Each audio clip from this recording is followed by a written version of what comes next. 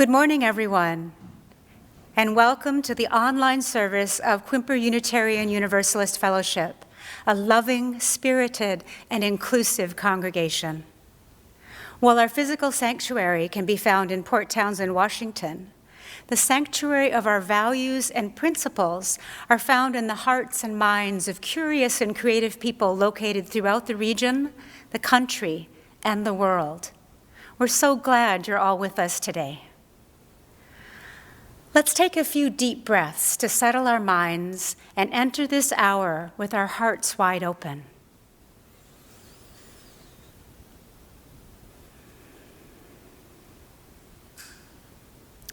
It is good to be here together. In a moment, we'll be lighting the chalice.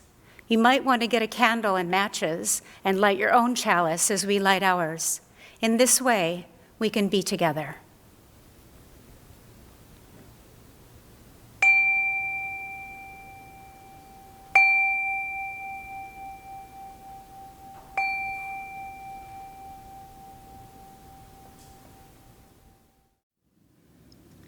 Please join voices.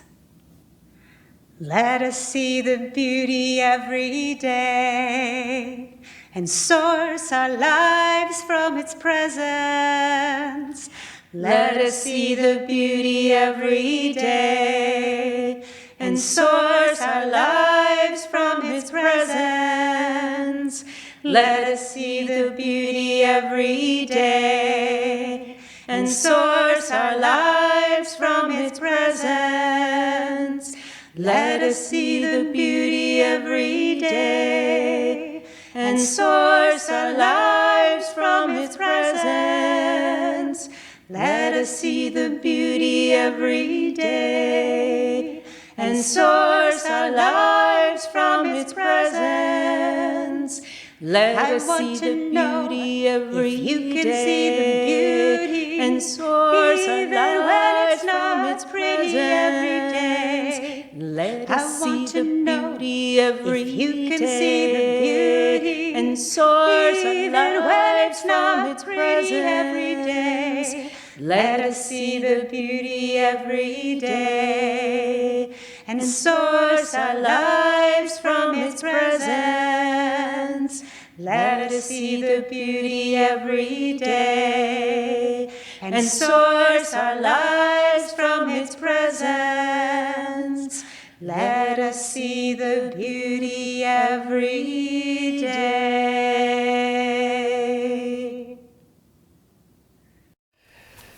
Now for the lighting of our chalice. As we light this chalice in this time of social distancing, let us spend some time every day to find the beauty surrounding us and be amazed.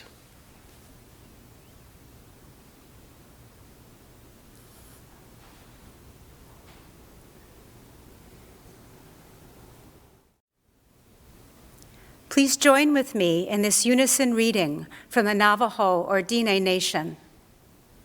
Beauty is before me, and beauty behind me. Above me and below me hovers the beautiful. I am surrounded by it. I am immersed in it. In my youth, I am aware of it, and in old age, I shall walk quietly the beautiful trail. In beauty it is begun. In beauty, it is ended. And now we'll join Bo with a story for all ages. Good morning, everyone. Today we're talking about beauty, and I wanted to share this classic story, Miss Rumphius by Barbara Cooney, because it's all about how each of us can make the world a more beautiful place. Once upon a time, there lived a little girl named Alice in a city by the sea. Many years ago, her grandfather had come to America on a large sailing ship, and now he worked making figureheads for the prows of ships and painting places across the sea. And when he was really busy, Alice helped him paint the skies. At night, Alice sat on her grandfather's knee and listened to his stories of faraway places. When he had finished, Alice would say, "When I grow up, I too will go to faraway places, and when I grow old, I too will live by the sea." "That is all very well, little Alice," said her grandfather, "but there is a third thing you must do. You must find a way to make the world more beautiful." "All right," said Alice, but she did not know what that could be. And in the meantime, Alice went to school and came home, and pretty soon she was grown up. Then she set out to do the 3 things she had told her grandfather she was going to do. First, she left home and worked in a library, helping people find the books they wanted. Some of those books told her of faraway places, and people called her Miss Rumphius now. Sometimes she went to the conservatory in the middle of the park, and when she stepped inside on a wintry day, the warm, moist air wrapped itself around her, and the sweet smell of jasmine filled her nose. "This is almost like a tropical isle," said Miss Rumphius, "but not quite." So Miss Rumphius went to a real tropical island where people kept cockatoos and monkeys, and she walked on long beaches, picking up beautiful shells and making friends she would never forget. Miss Alice Rumphius then climbed tall mountains where the snow never melted. She went through jungles and across deserts. But one day, when getting off a camel, she hurt her back. "Ooh, well, I certainly have seen faraway places," said Miss Rumphius. "Maybe it is time to find my place by the sea." And it was, and she did.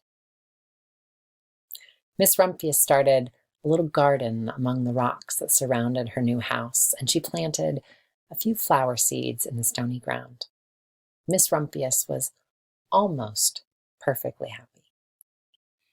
"But there's still one more thing I have to do," she said. "I have to do something to make the world more beautiful."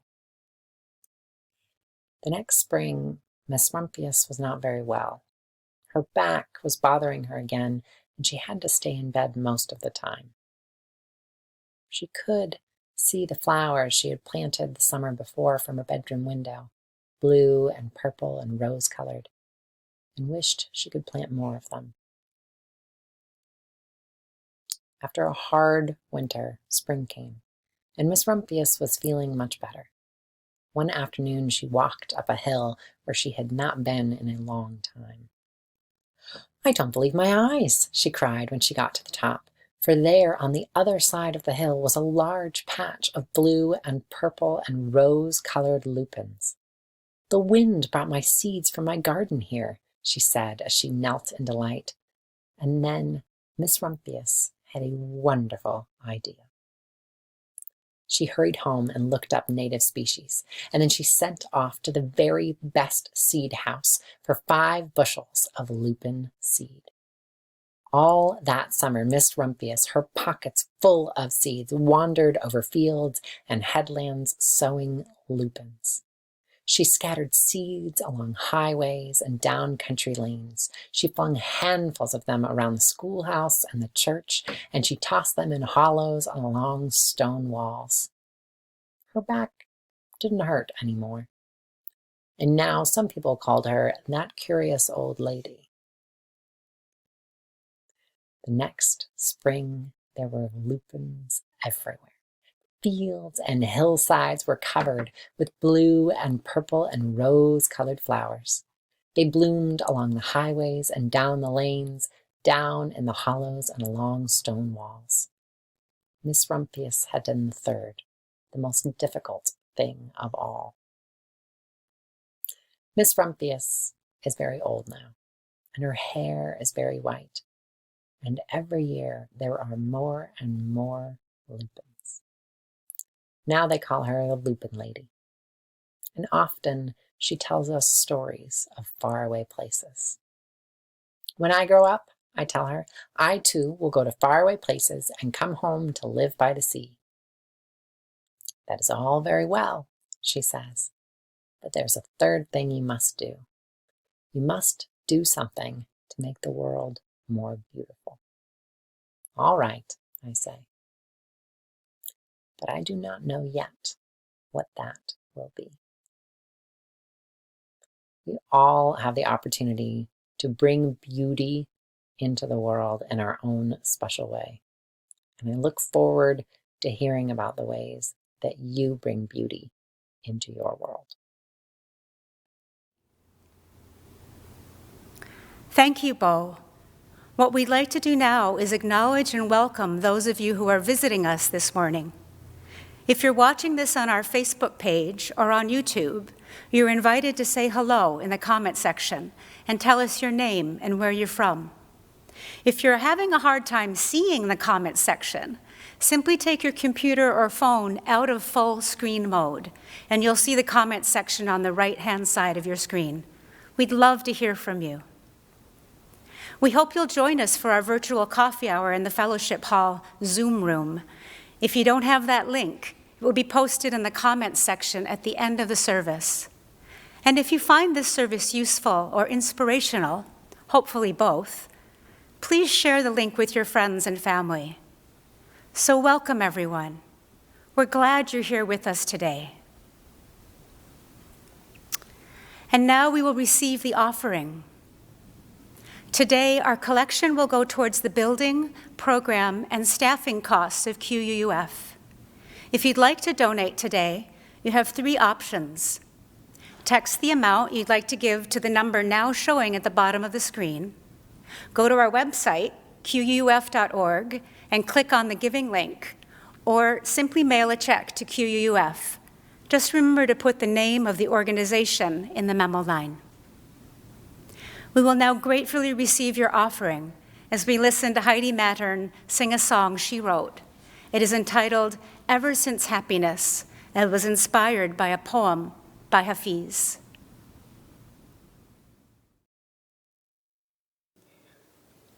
My name is Heidi, and a couple of years ago I came across this line from a poem by Hafiz, the Persian poet, and it says, "Ever since happiness heard your name, it's been running to catch up with you." And I was so captivated by that line, I copied it, put it on my refrigerator, and then I thought, oh, I would really like to build a song around that line. So this is my song.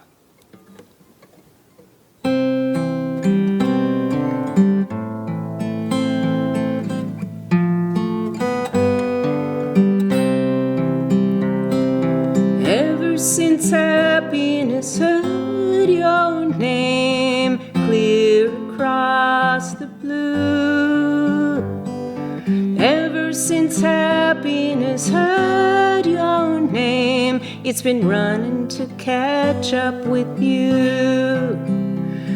When you get that new job, when you buy a new car, remodel your life, be better than you are.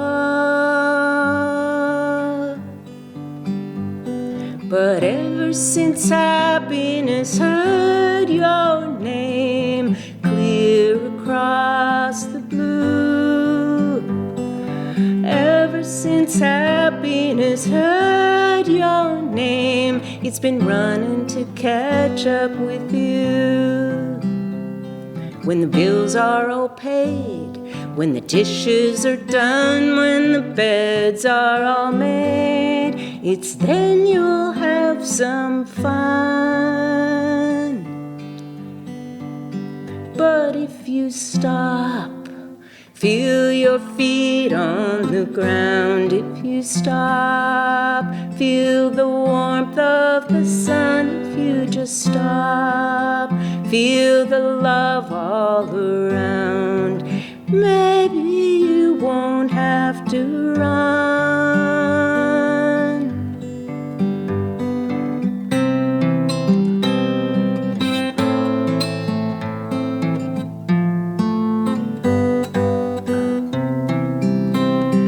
When Prince Charming shows up, when you're sexy and thin, When you're married and loved, it's then your life begins.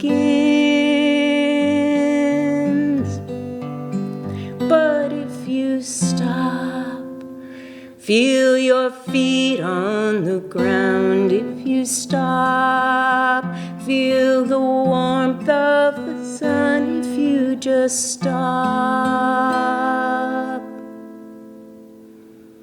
feel the love all around. Maybe you won't have to run,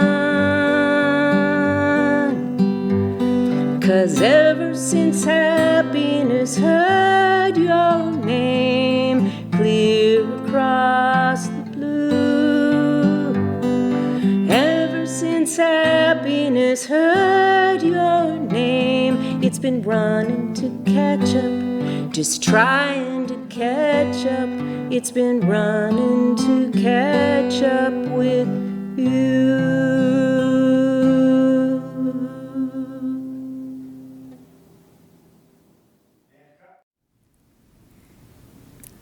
Thank you, Heidi. We will now share our joys and sorrows, recognizing that our personal joys and sorrows are only a fragment of the joys and sorrows of the larger community of life. And thus, we place this first stone thinking in particular of all those whose extra unemployment benefits ran out last week. May Congress and the White House find a way forward to work together to address the deepening sense of desperation being experienced by millions lacking jobs right now. And now, within the congregation, we'd like to wish happy birthday. There's quite a few congregants celebrating birthdays in this past week. If we missed your name, know we're thinking of you as well. Nancy Richards, Jane Albee, Carl Bach, Doris Hardiman, Jane Berry, and last but not least, Bruce Bodie, our Minister Emeritus. Thus, we light this first candle in celebration of these remarkable people, hoping that next year we might celebrate with you in person.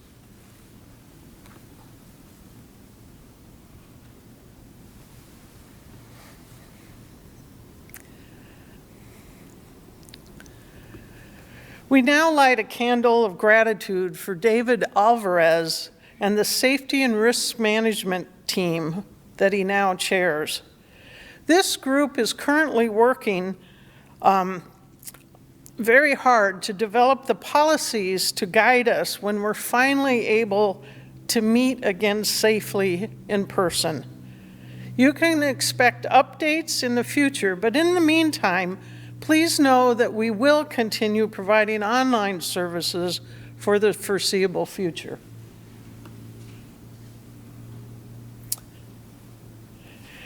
And lastly, we light a candle for our minister, Kate Lohr, who is currently on vacation until August 24th.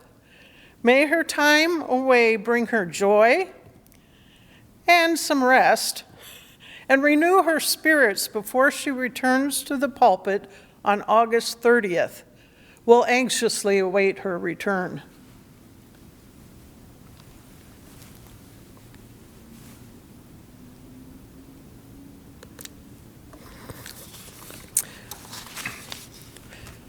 And now we place a final stone, holding in our hearts the joys and sorrows I've just shared, but also thinking of such joys and sorrows among us that are unexpressed and of no less importance. I invite you now into a moment of silence, which will be followed by a musical response.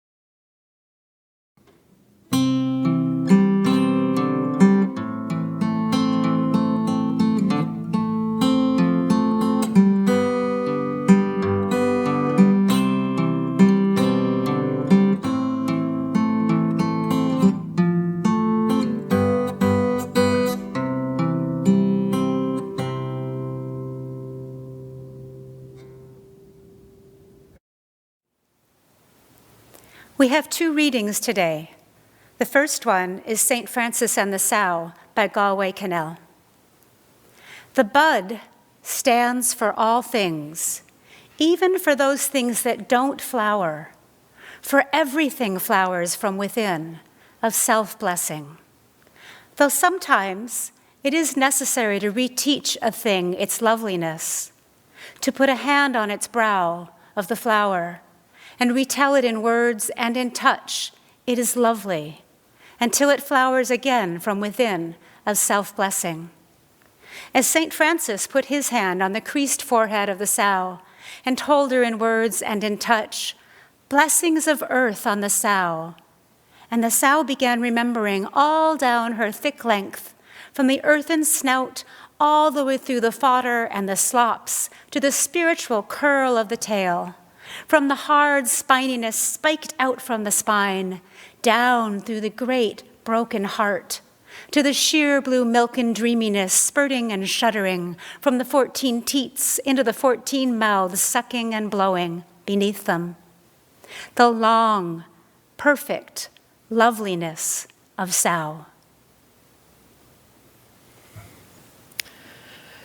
The second reading today is an excerpt from the book Beauty, the Invisible Embrace by John O'Donohue.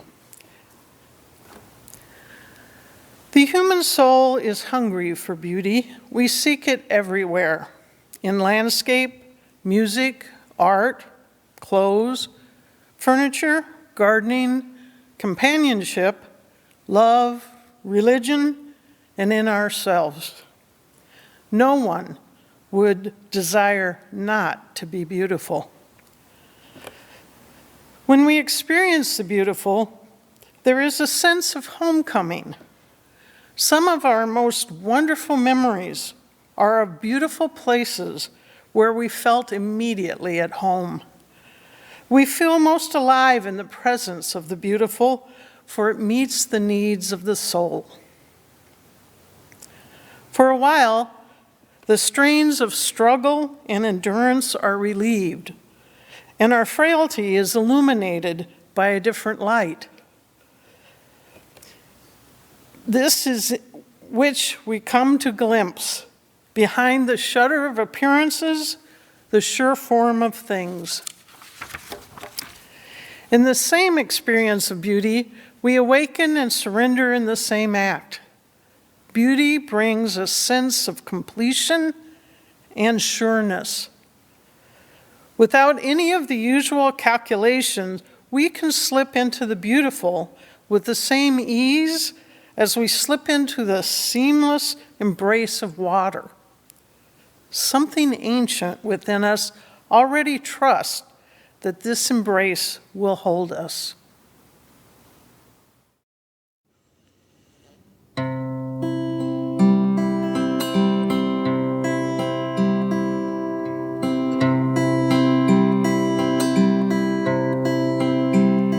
Walk in beauty, walk in grace, walk in beauty in this place, walk in beauty hand in hand, walk in beauty in this land, walk in beauty, walk in grace, walk in beauty in this place, walk in beauty hand in hand, walk in beauty in this land, walk in beauty, walk in grace, walk in beauty in this place, walk in beauty hand in hand,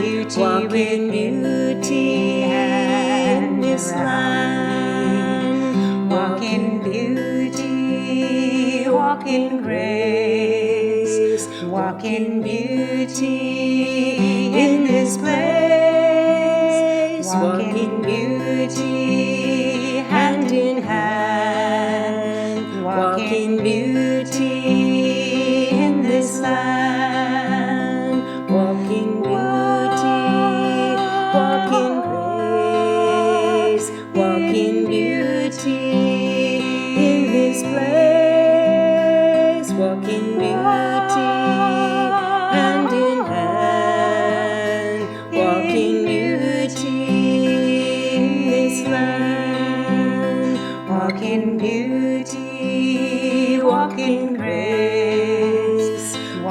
in beauty in this place. Walk in beauty hand in hand. Walk in beauty in this land. Beauty before thee, beauty behind thee, beauty walk in beauty and in this around place. thee. Walk in beauty hand in hand. Beauty Walk of in beauty and in this around land. thee. Walk in beauty, walk in grace, walk in beauty in this place. Walk in beauty hand in hand. Walk in beauty in this land.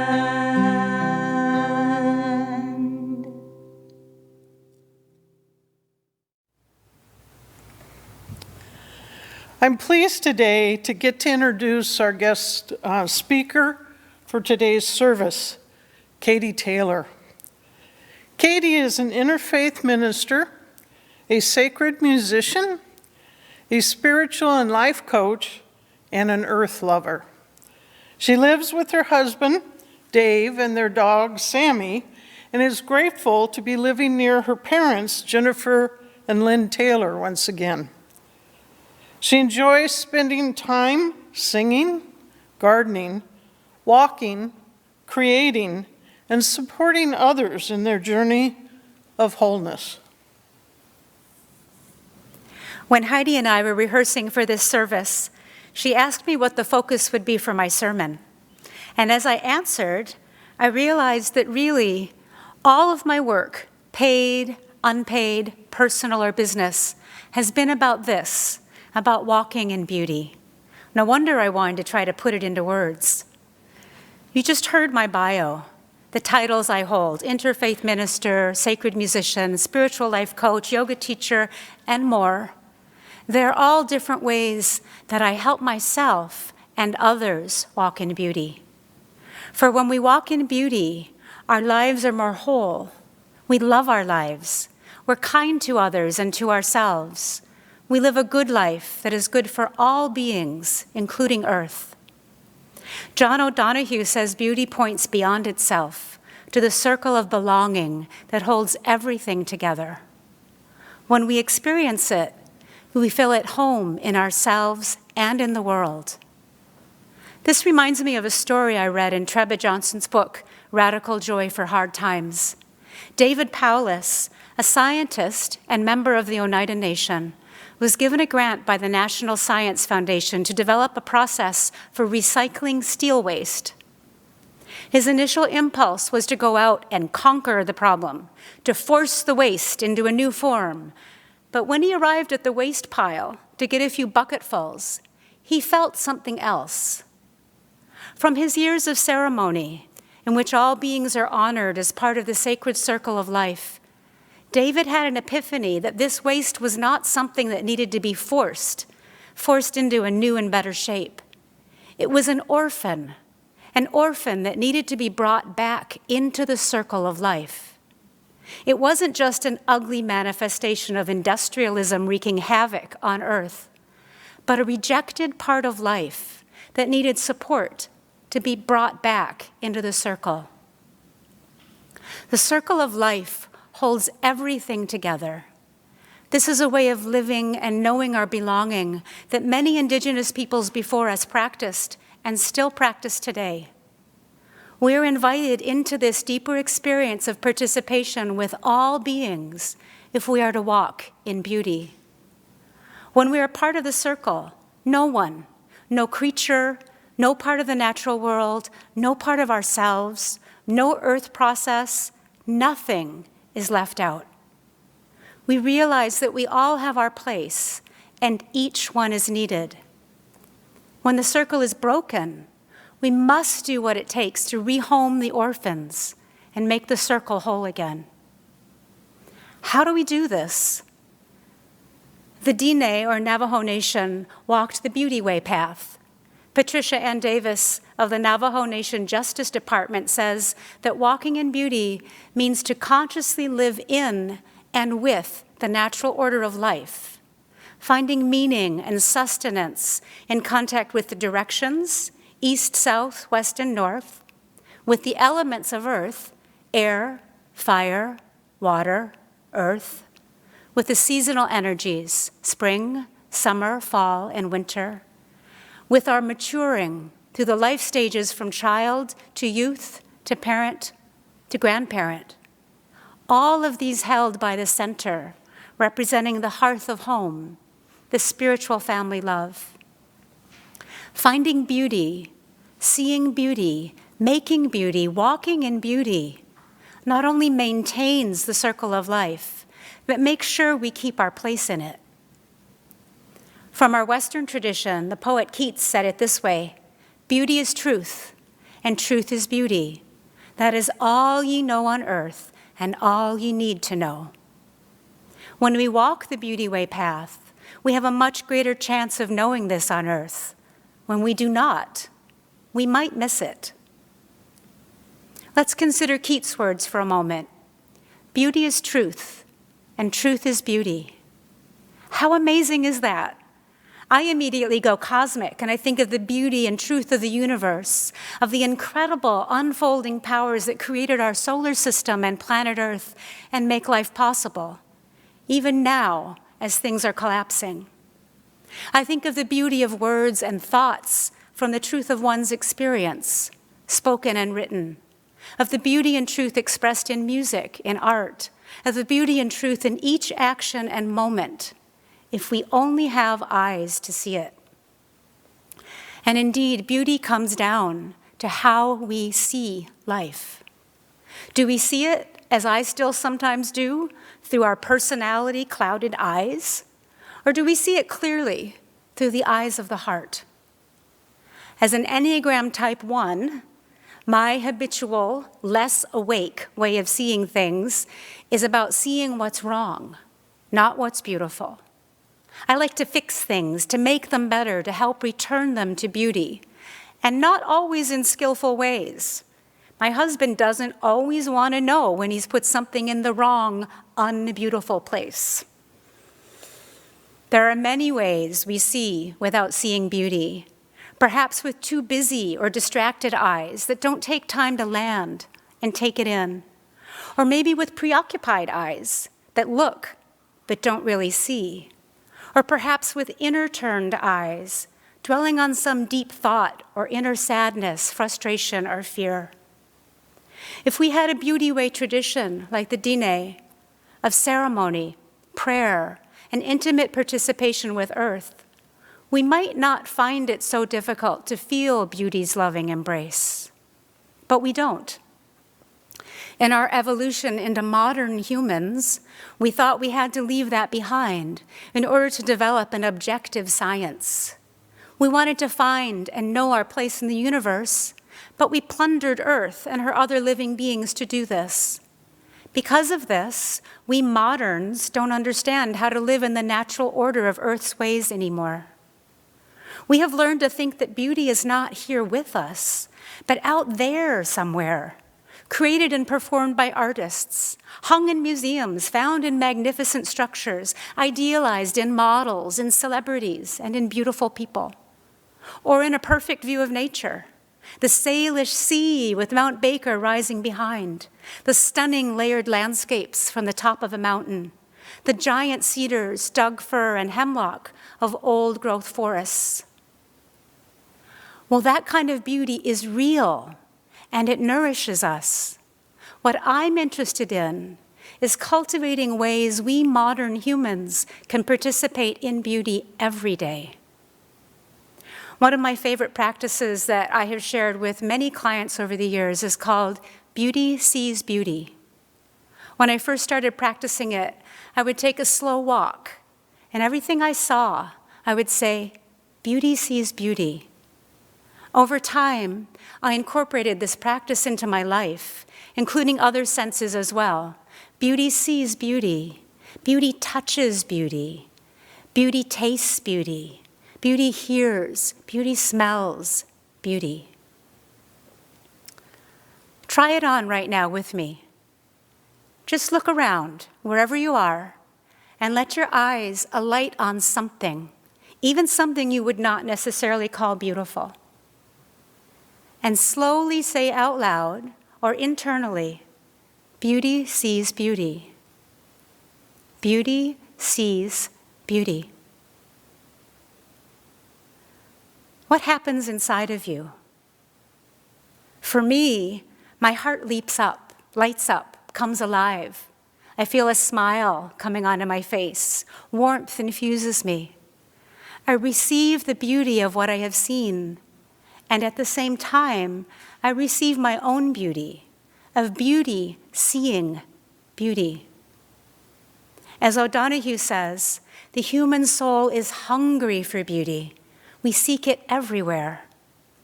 Why not land in the present moment and be with beauty right now?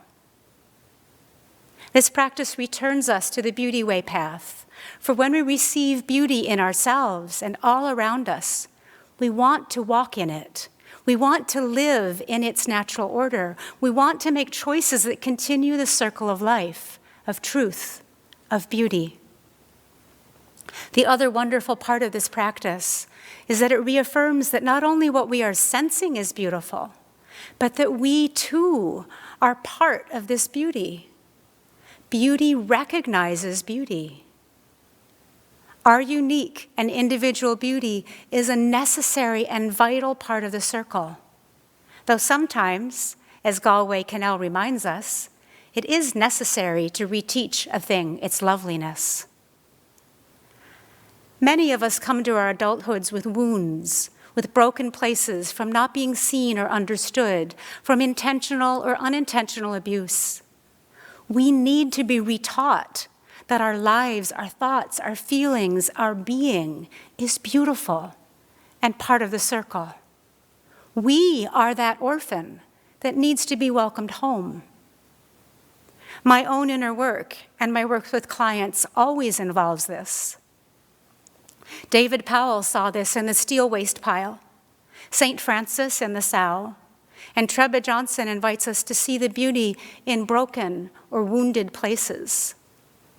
An environmentalist, Treba's work focuses on how we can be in relationship with places on earth that have been devastated by human abuse. It's all about allowing the place to touch us, to see with the eyes of the heart and open to the beauty that is still there. Yes, I may be scrambling through a clear cut, but just look at those foxgloves standing tall and waving on the slope. And here's what looks like an entry to an animal shelter tucked under the stump. And everywhere, new growth shooting up. Beauty sees beauty. Yes, the heart aches with the loss, the grief, the fear, even the anger. And suddenly, something amazing happens. A threshold is crossed and beauty arises. We're able to perceive the beauty that is already here, everywhere. This is not something we can make happen, but we can practice. We can show up, open up, soften up, and be available to the moment. One of my teachers calls this making ourselves accident-prone to grace. For only in this moment, in presence, is truth and beauty. People tend to want black and white beauty, to evaluate the standards of beauty and judge how beautiful a thing is. To judge like this is to step out of the circle and see ourselves or someone or something else as other. If we soften our gaze and allow our hearts to open, if we sustain our gaze and wait and practice, even in the most devastated places and people, beauty sees beauty.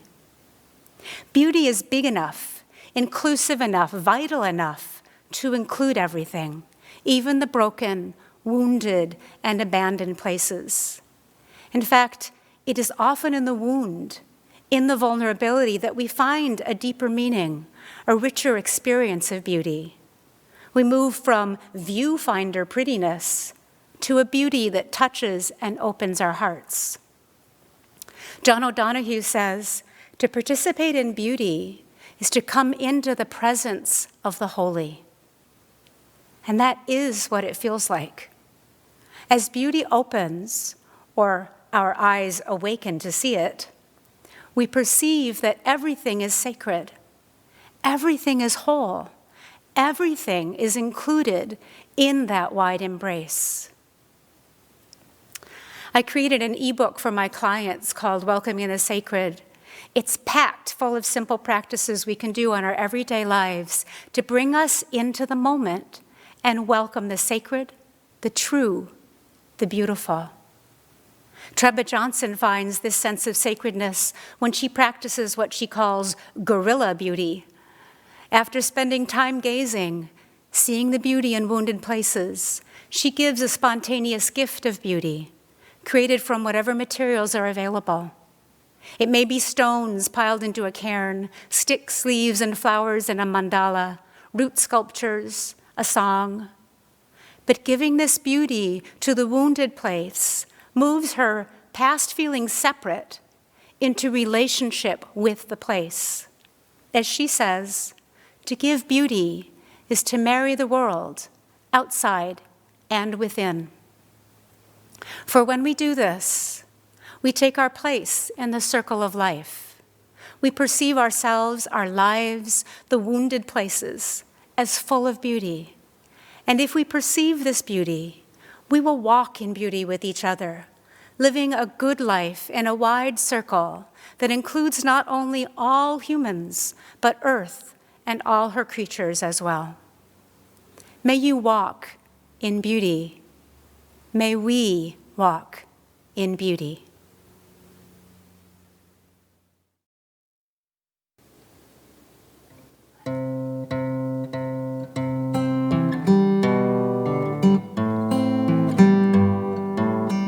Please join us in our closing hymn. Seek not afar for beauty, lo, it glows in dewest grasses all about your feet, in birds in sunshine, childish faces sweet, in stars and mountains, summits topped with snows. Go not abroad for happiness, behold, it is a flower blooming at your door. Bring love and laughter home and evermore. Joy shall be yours as changing years unfold. In wonder workings or some bush aflame, we look for truth and fancy it concealed. But in earth's common things it stands revealed, while grass and flowers and stars spell out the name. Seek not afar for beauty, lo, it glows in dewest grasses all about your feet, in birds in sunshine, childish faces sweet, in stars and mountains, summits topped with snows.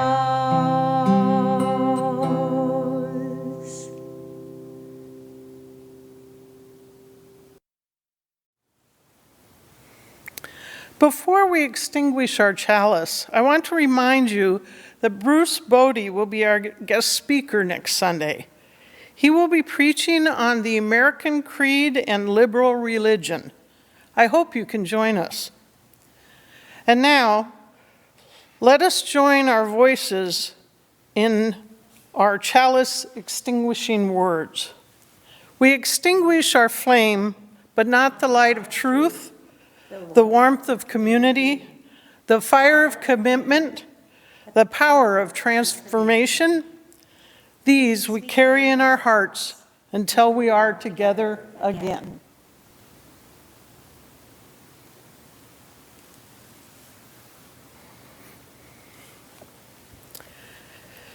So after the service, I hope you will join us for our virtual coffee hour.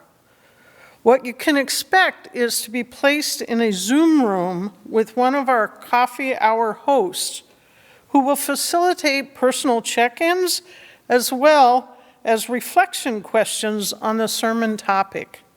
I hope to see you there. But first, let us turn our attention to Katy and Heidi, who will now sing our postlude.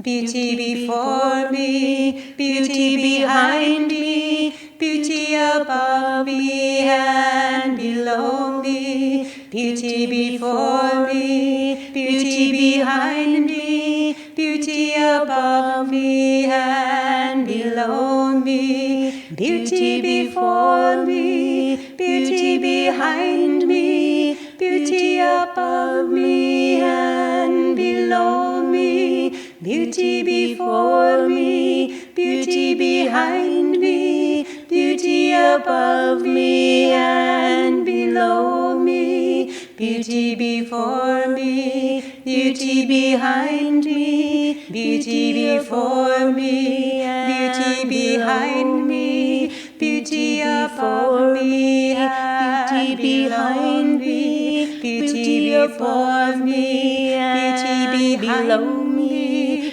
beauty above me, beauty behind me, beauty above me, beauty behind me, beauty above me, beauty behind me, beauty above me and below